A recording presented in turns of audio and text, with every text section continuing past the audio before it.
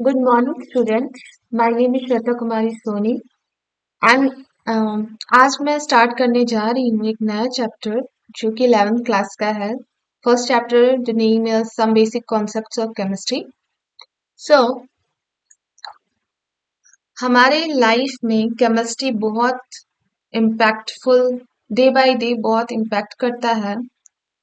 तो केमिस्ट्री में सबसे पहले हम लोग को कॉन्सेप्ट जानना जरूरी है क्योंकि कॉन्सेप्ट ही एक बेसिक चीज है जिससे हमारी केमिस्ट्री बेहतर हो सकती है. ओके, सो हम लोग आज पहले टॉपिक लिख लेते हैं कि आज कौन कौन सा टॉपिक डिस्कस करना. Okay,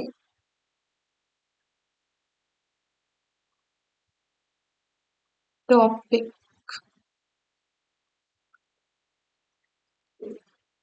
of discussion. Okay,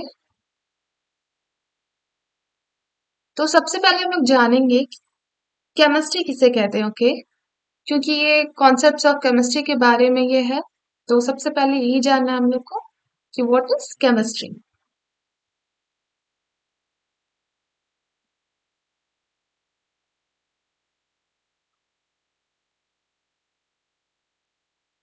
And then second is importance of chemistry.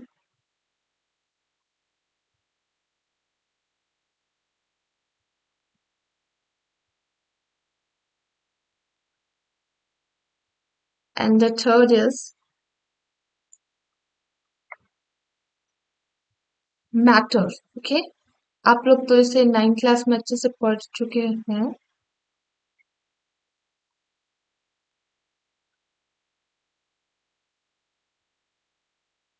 And then last four is classification of matter.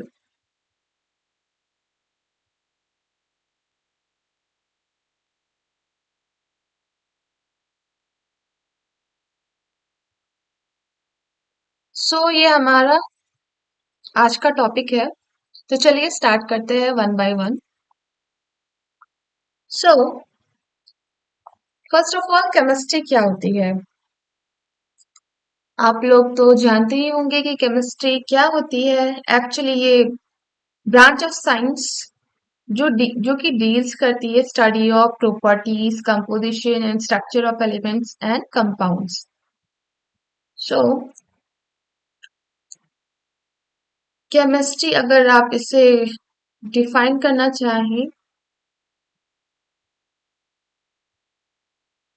तो इस तरह से डिफाइन कर सकते हैं. आप इसे एक प्रॉपर नोट्स भी इसके साथ तैयार कर सकते हैं. बस वीडियो के एंड तक बने रहें. सो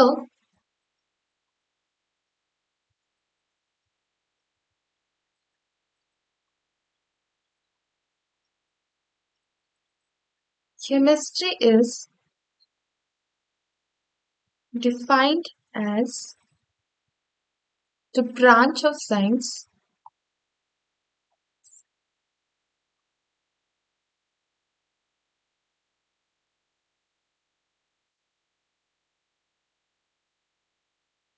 which deals with the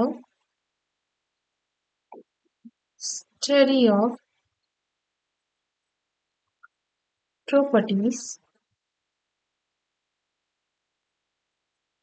composition,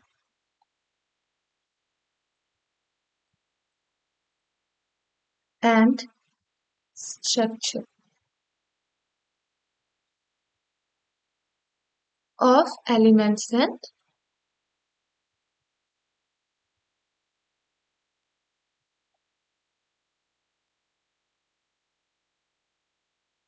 compounds. Okay, so basically chemistry क्या होती है. इसमें हम किसी भी एलिमेंट्स या कंपाउंड्स की प्रॉपर्टीज वो कैसे बनते हैं उनका स्ट्रक्चर क्या है इसके बारे में जानते हैं. ओके, सो नाउ अब हम लोग नेक्स्ट टॉपिक में आते हैं जो कि है importance of chemistry.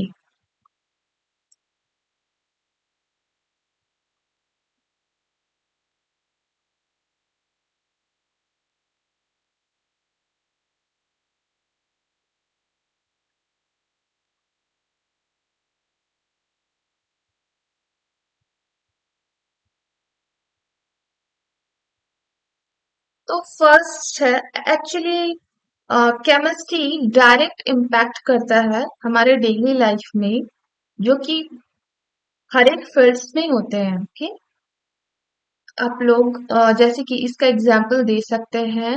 For example in agriculture and food. Okay,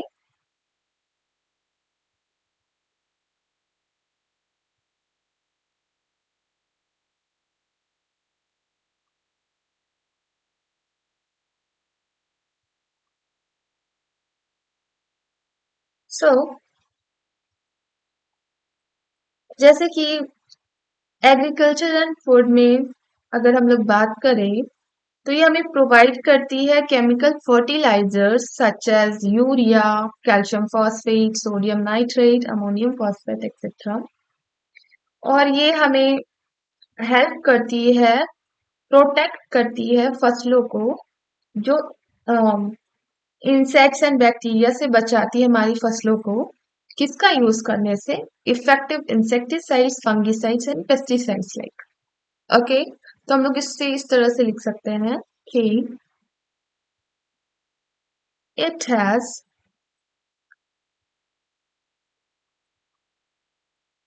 provided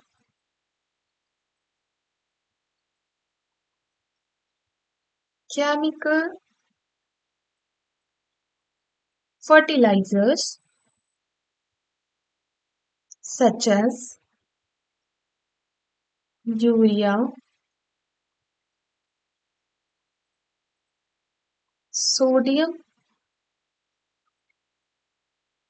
nitrate,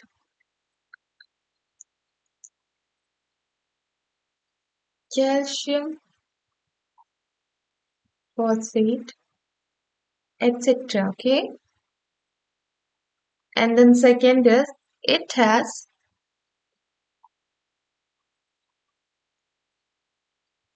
helped to protect the crops from insects and harmful bacteria by the use of insecticides,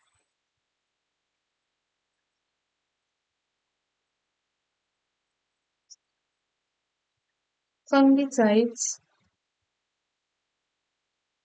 and pesticides. Okay,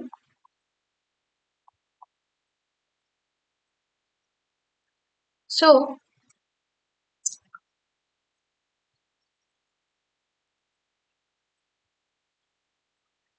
thirdly अगर हम लोग बात करें, तो give me one second.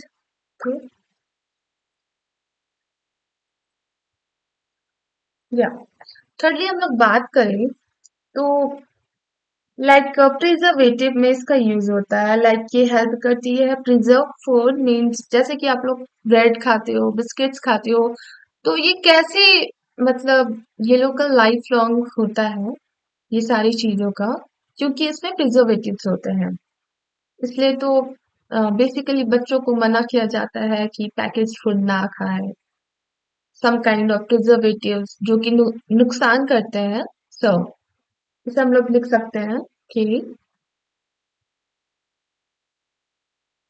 The use of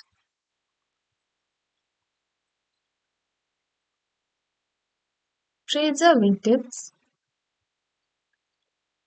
has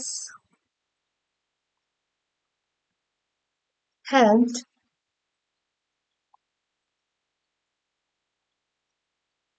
to preserve food. Okay, like कुछ भी आप इसमें लिख सकते हो। एग्जाम्पल जैसे मैं लिखती हूँ bread, jam, sauces etcetera.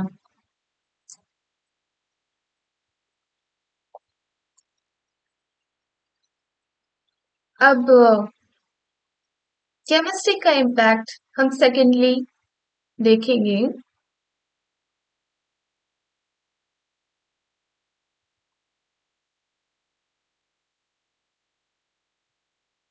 In health and sanitation में. Okay, so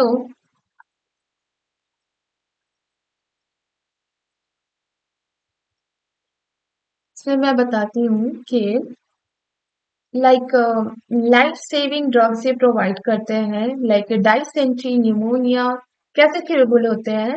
because of discovery of sulphur drugs and penicillin life saving drugs होते हैं.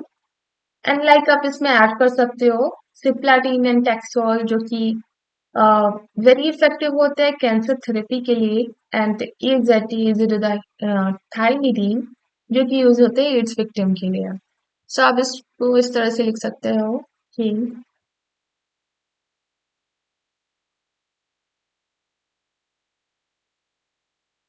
it has provided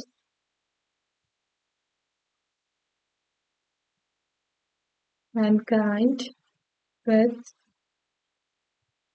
a large number of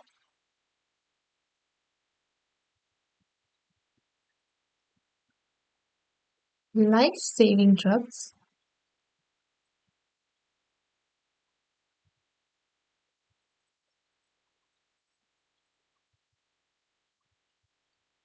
like dysentery and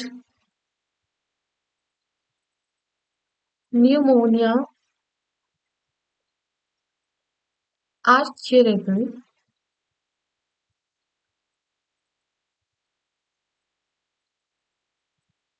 due to discovery of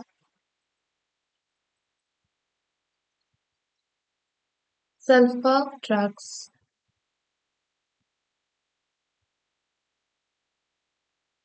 and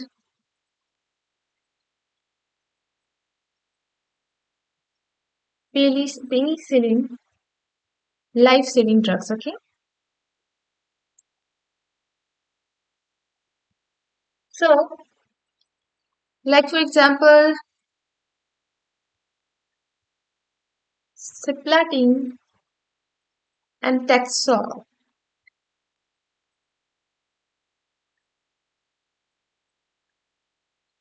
found किए गए हैं have been found to very effective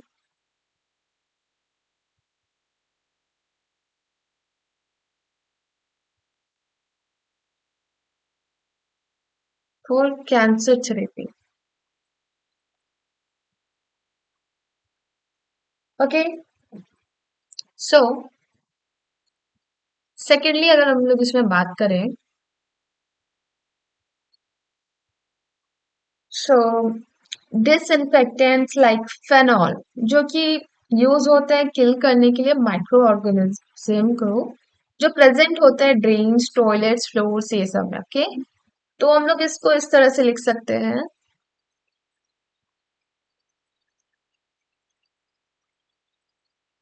disinfectants such as phenol are used to kill what? The microorganism. छोटे छोटे organism जो कि present होते हैं drains वगैरह में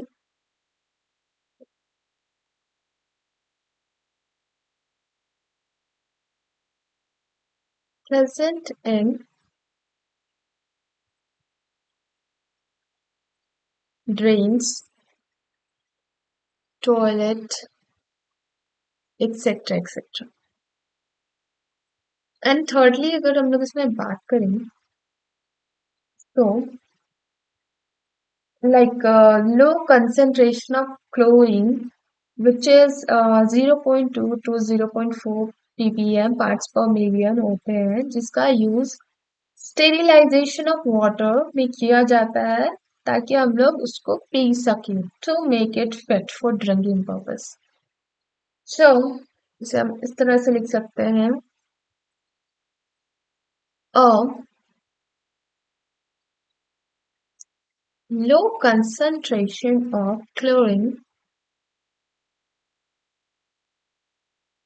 that is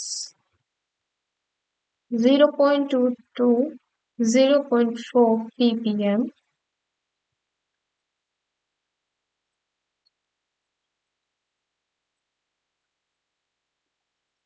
is used for sterilization of water to make it fit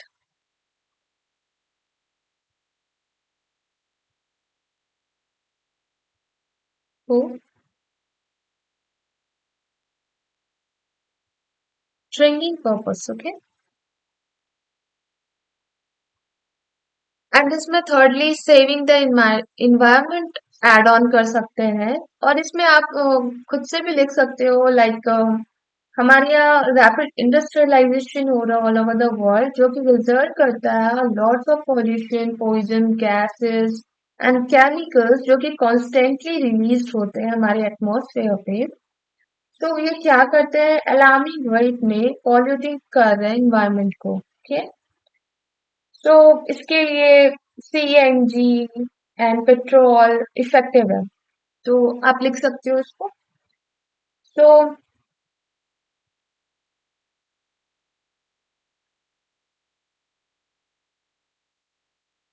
अब हम लोग आते हैं नेक्स्ट टॉपिक, जिसका नाम है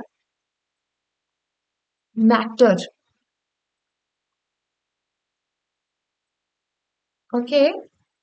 सो मैटर तो नाइन्थ क्लास में भी आप लोग पढ़ चुके होंगे कि इसका सिंपल डेफिनेशन है कि कुछ भी चीज जिसका मास हो और वो एक स्पेस ऑक्यूपाई करता हो, तो simply that is called as matter.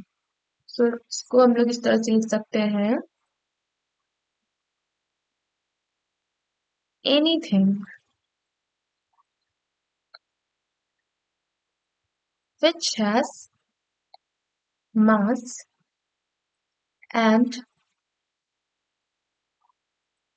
occupies space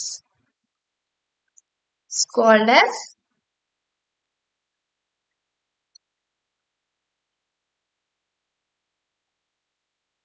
matter। इसका एग्जाम्पल आप लोग कुछ भी लिख सकते हो, कुछ भी, लाइक आप अपने अराउंड देख लो। तो मैं अगर देखूं तो मुझे तो जो दिख रहा है वो मैं लिखती हूँ,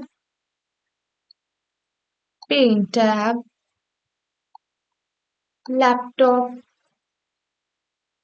ग्लासेस एंड एक्सेट्रा एक्सेट्रा, आप कुछ भी लिख सकते हो उस पर। So and the last topic of discussion हमारा ये है कि क्लासिफिकेशन ऑफ मैटर हम लोग पढ़े। सो मैटर बेसिकली टू टाइप्स में क्लासिफाइड होते हैं। मैं सिंपल इसका एक चार्ट ड्रॉ कर रही हूँ, ओके, जिससे आपको अच्छे से समझ में आ जाए।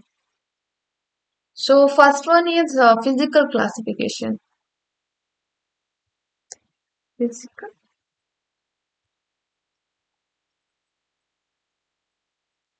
classification, and the second one is chemical classification। So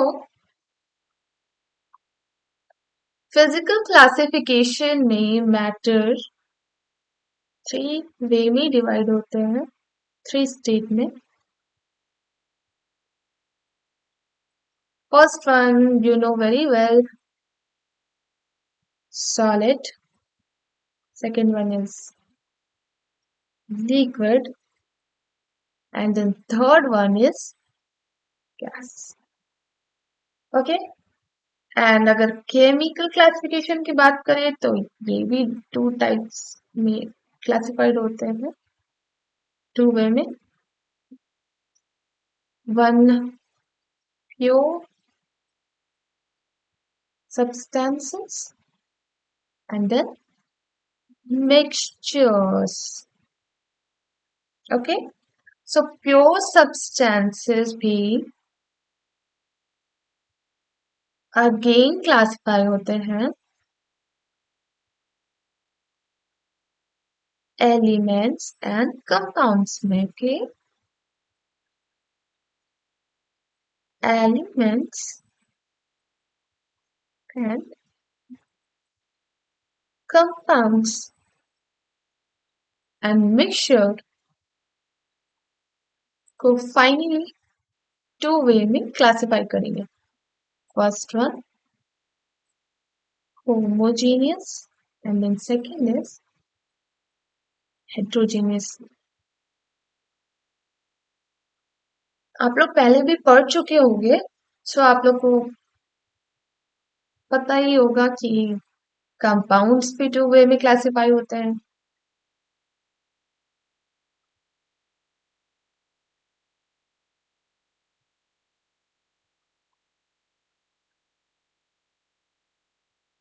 compounds में फर्स्ट आते हैं इनऑर्गेनिक और ये ऑर्गेनिक. एलिमेंट्स लास्टली ये भी क्लासिफाई होते हैं. फर्स्ट है मेटल्स, सेकंड है non metals and the last है सेमी मेटल्स और मेटल्स. ओके, तो ये मैटर का चार्ट छोटा सा, तो इसमें चलिए हम लोग वन बाय वन डिस्कस करते हैं. ओके, तो क्लासिफिकेशन ऑफ मैटर में टू वेज में क्लासिफाई होते हैं. First one is physical and second one is chemical. First हम लोग फिजिकल की पहले बात कर लेते हैं. ओके,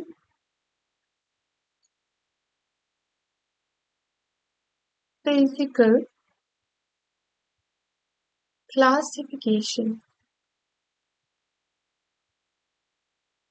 ओके, तो फिजिकल क्लासिफिकेशन में आप लोग तो पहले भी पढ़ चुके होंगे, मैं और छोटा छोटा एक्सप्लेन कर देती हूँ सबको. फर्स्ट वन इज या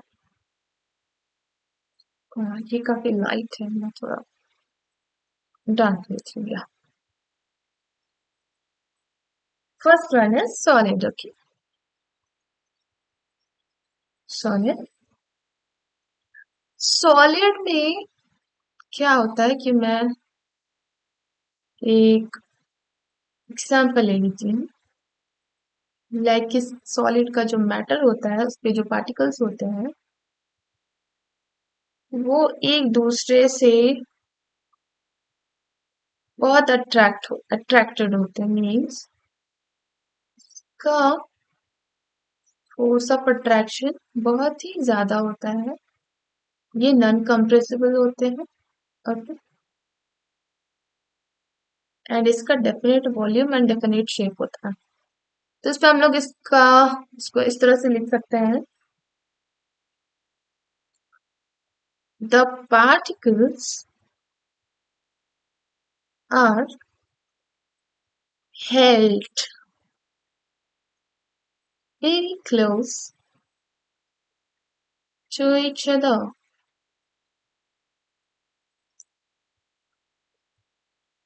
in an order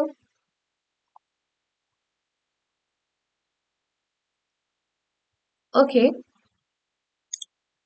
इसके कैरेक्टरिस्टिक्स की बात करें तो इसमें बहुत सारे पॉइंट्स आएंगे, बट मैं आप लोग पढ़ चुके हैं तो मैं इसका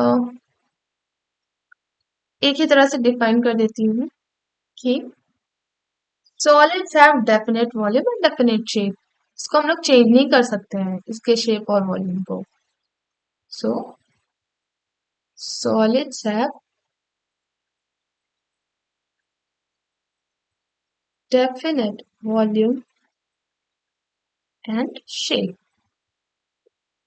ओके, तो हम लोग सेकेंड की बात करें तो वो आता है लिक्विड.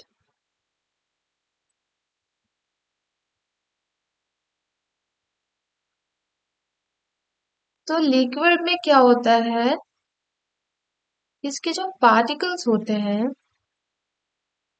वो थोड़े मूव कर पाते, मतलब थोड़े दूर होते हैं एक दूसरे से. फोर्स ऑफ अट्रैक्शन सॉलिड के कंपैरिजन में कम होता है. ओके, तो इसको हम लोग इस तरह से लिख सकते हैं कि the particles are close to each other but can move around. The particles are close to each other but can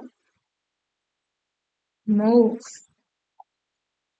around. Okay, इसके कैरेक्टरिस्टिक्स की बात करें तो लाइक सॉलिड में डेफिनेट वॉल्यूम और डेफिनेट शेप होता है.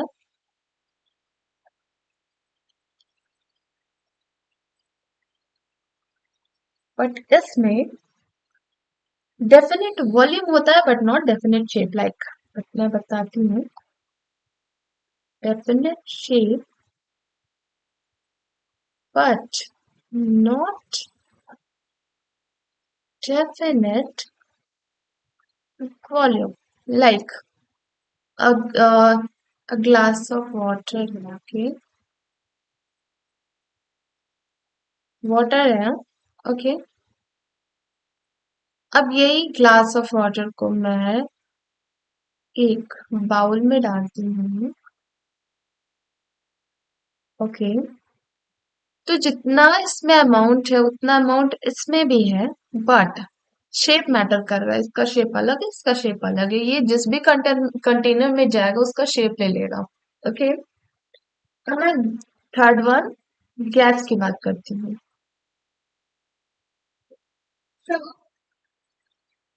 गैस में क्या होता है कि जो पार्टिकल्स होते हैं वो दूर दूर होते हैं एक दूसरे से. ओके, तो उसमें हम लोग इस तरह से लिख सकते हैं कि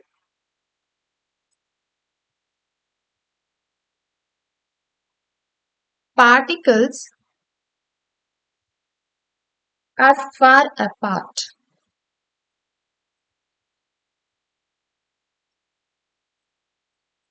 as compared the above, like liquid and solid. Okay, so movements are very easy and fast.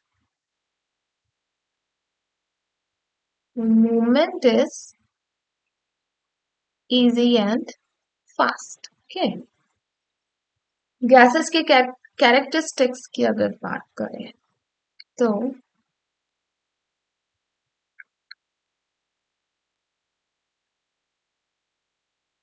इसके ना ही डेफिनेट वॉल्यूम होता है, neither definite volume, no definite shape. So neither definite volume nor definite shape. इसके characteristics में आएंगे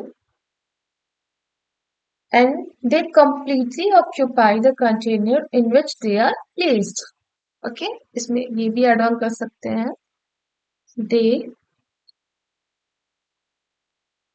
completely occupy the container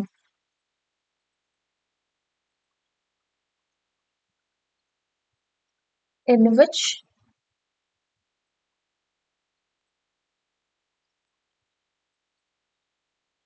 they are placed. Okay, so हमारा तो physical classification हो गया। अब हम लोग केमिकल क्लासिफिकेशन में आते हैं। ओके,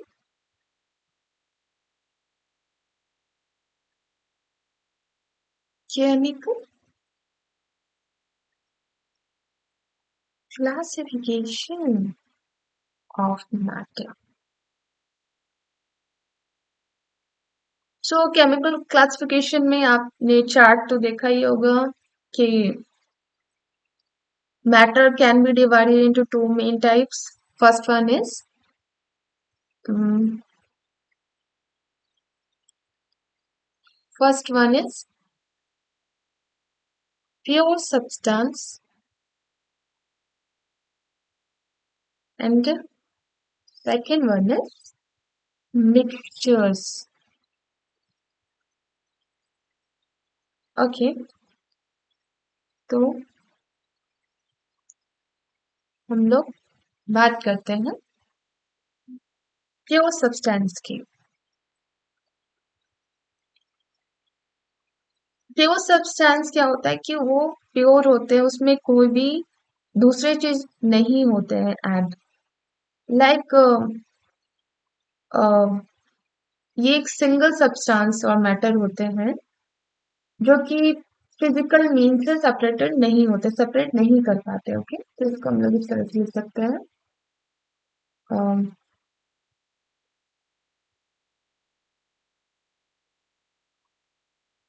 या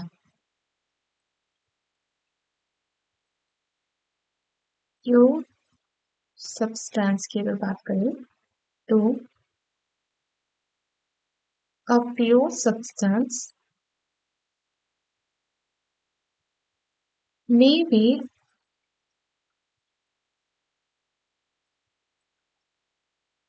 defined as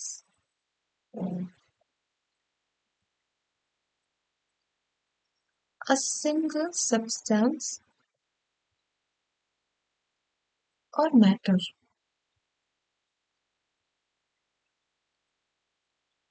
उसमें एक ही तरह के मैटर पाए जाएंगे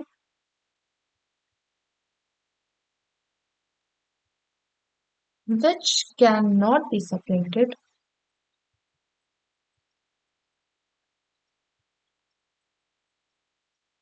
by physical means।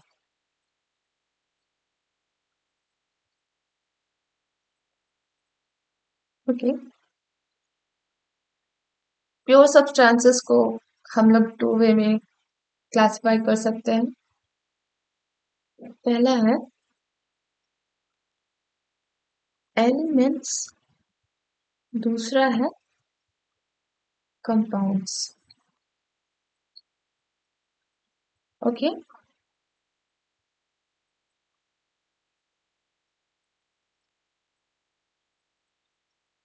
first classified as। Okay, so पहला है elements.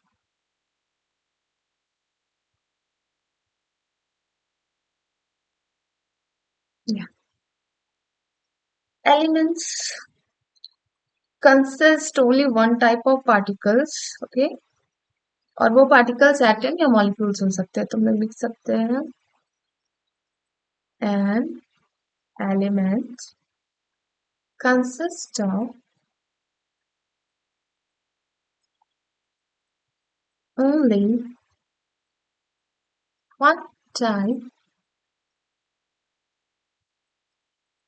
of particles,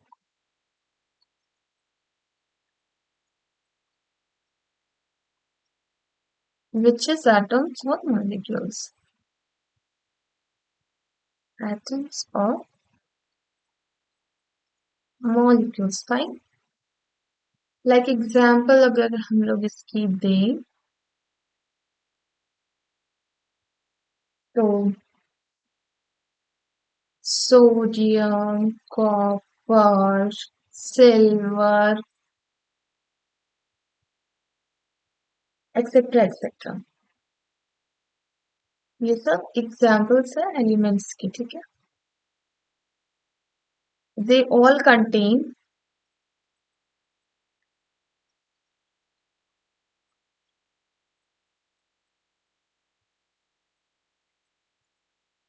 atoms of one type. One type of atom contain करता है ये सब. तो कंपाउंड्स में हम लोग आते हैं.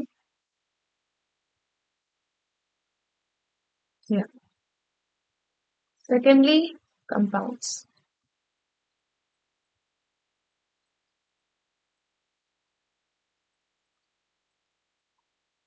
कंपाउंड्स में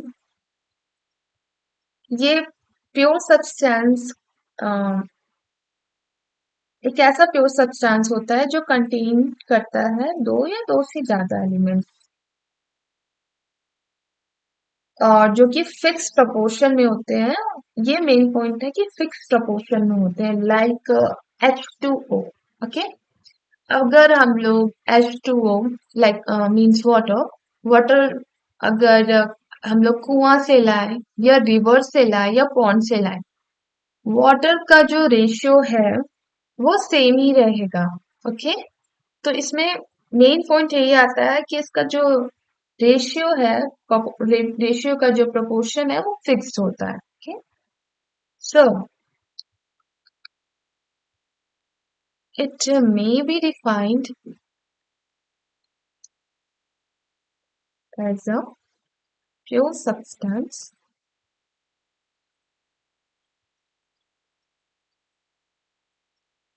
containing दो या दो से ज्यादा एलिमेंट्स कंटेन करते हैं. टू और more elements. Okay.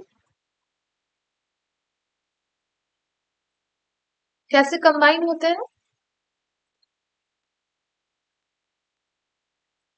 Combine together in a fixed proportion. Okay.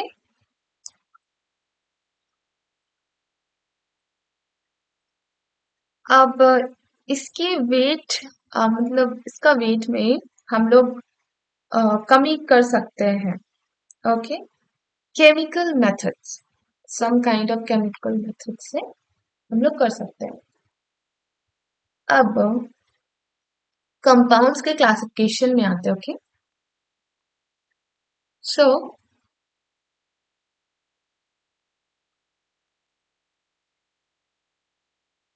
Classification of compounds.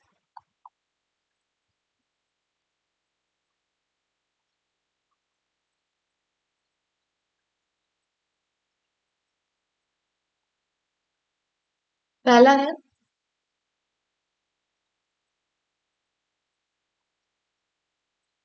Inorganic compounds. Okay. Inorganic में क्या होता है? एक ऐसा कंपाउंड जो कि नॉन लिविंग सोर्सेस से obtained होता है. Okay. Like rocks, minerals. Like few examples होते हैं common salt, marble, gypsum. Okay. So इसे हम इस तरह से लिख सकते हैं कि these are compounds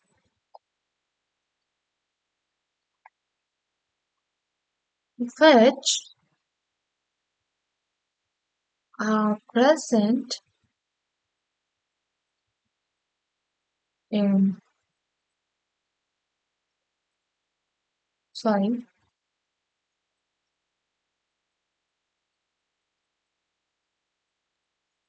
which are obtained from non-living sources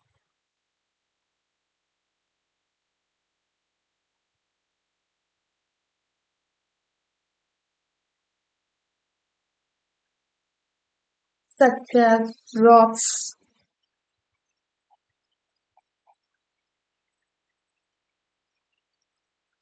and minerals. Like for example, marble,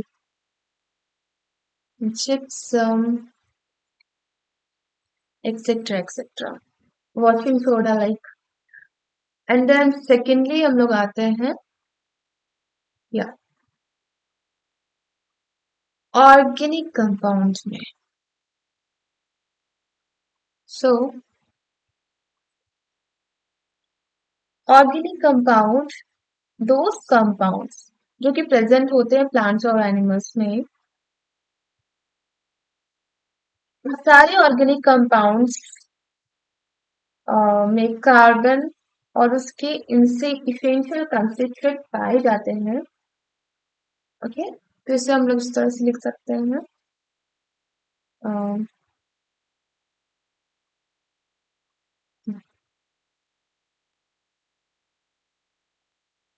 Compounds which are present in plants and animals.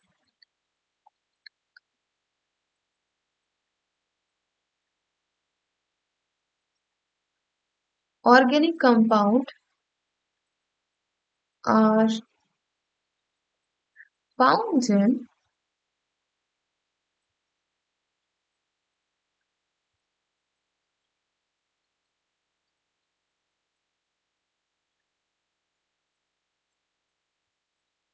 actually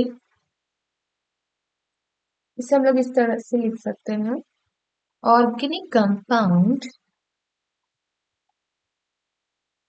have been found to contain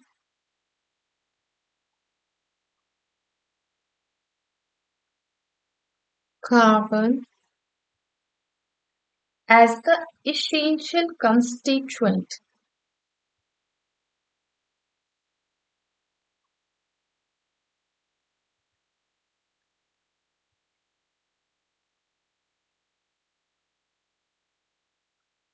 Okay.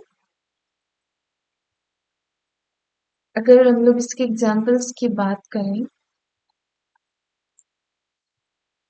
Like carbohydrate,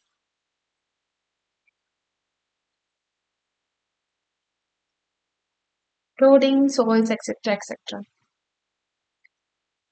Proteins, oils, etc. के organic compound ऐसे compound होते हैं जो कि present होते हैं plants और animals में. और ये इसमें इसेंशियल कंस्टिट्यूएंट क्या पाए जाते हैं? कार्बन पाए जाते हैं. एग्जाम्पल में कार्बोहाइड्रेट हो गया, ऑयल, प्रोटीन्स. सेकेंडली अगर हम लोग बात करें तो मिक्सचर्स में आते हैं. Okay,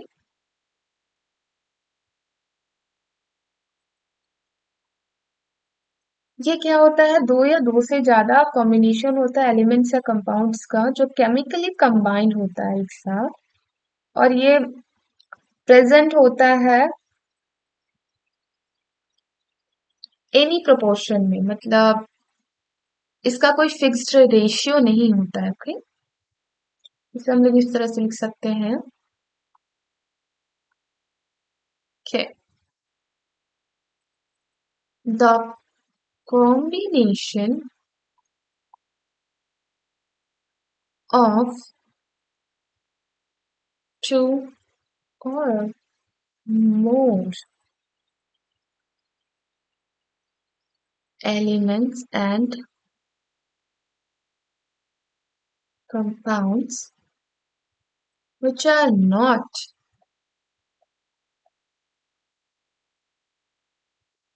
chemically combined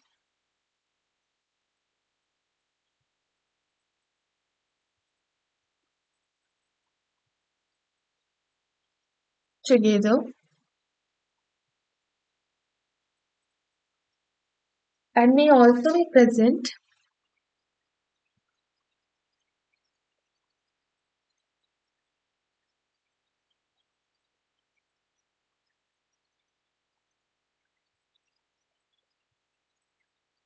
in any proportion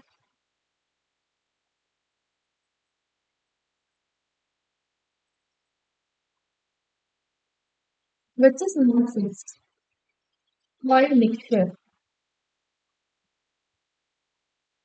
called mixture.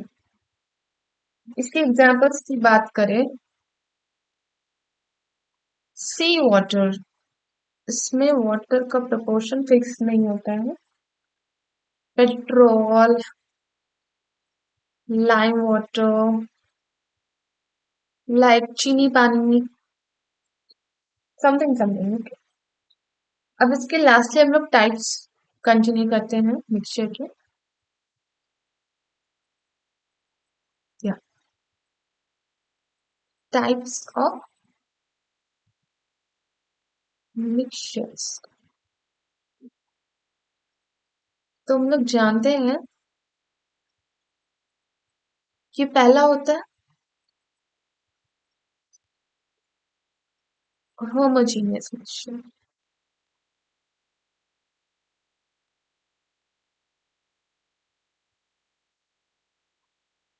Mixture को होमोजीनियस कहेंगे जब वो यूनिफॉर्म कंपोजिशन में होता है।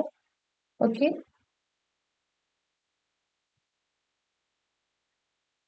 तो हम लोग इसे इस तरह से लिख सकते हैं,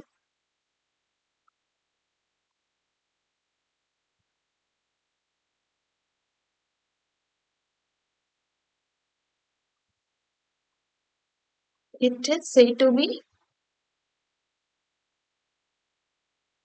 homogeneous if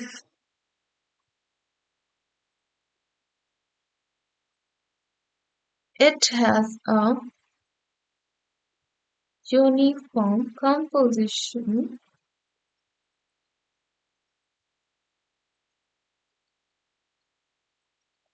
throughout। Okay, so इसका एग्जांपल्स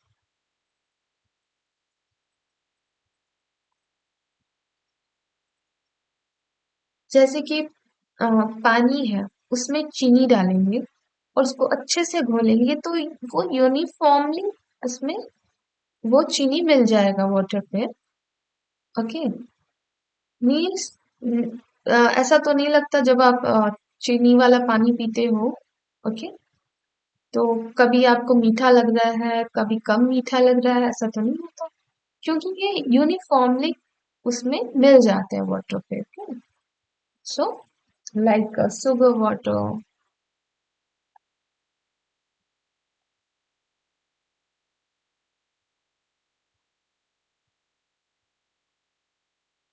इसमें आप कुछ भी लिख सकते हो।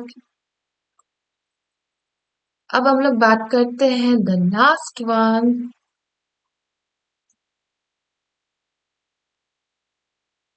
heterogeneous mixture।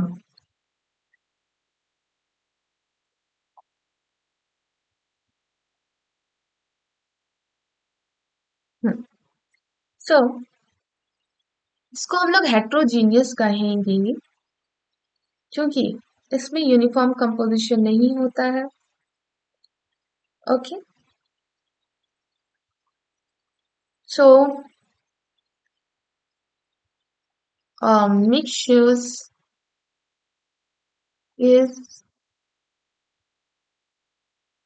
said to be heterogeneous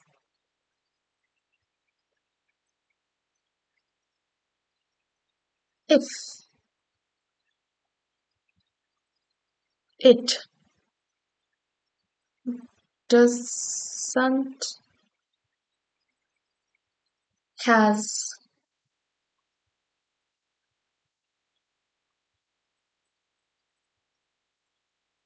uniform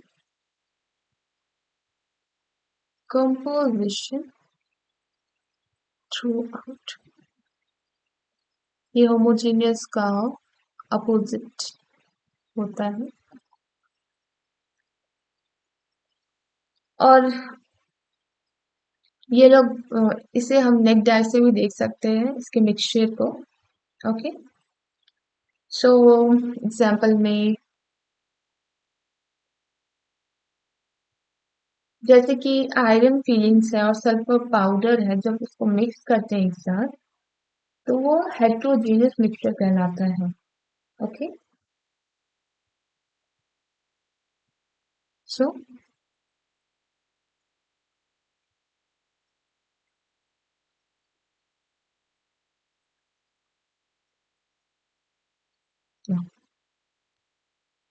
when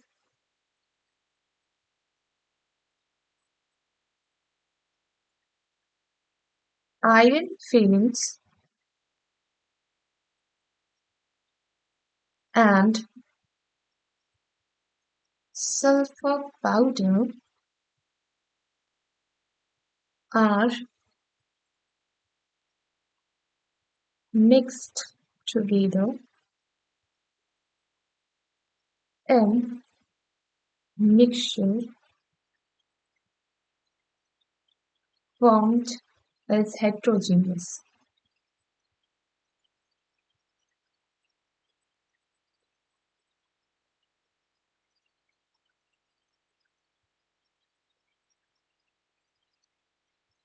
It has grayish yellow appearance. इसका appearance कैसा होता है? Grayish yellow.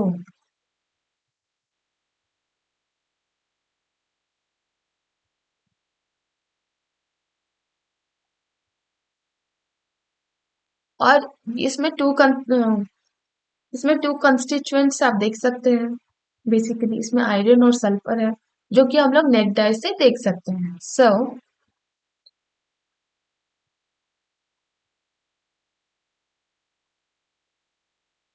अब हमारा सारा टॉपिक क्लियर हो गया है। तो अब हम लोग नेक्स्ट में नेक्स्ट टॉपिक डिस्कस करेंगे। सो अभी के लिए थैंक यू सो मच।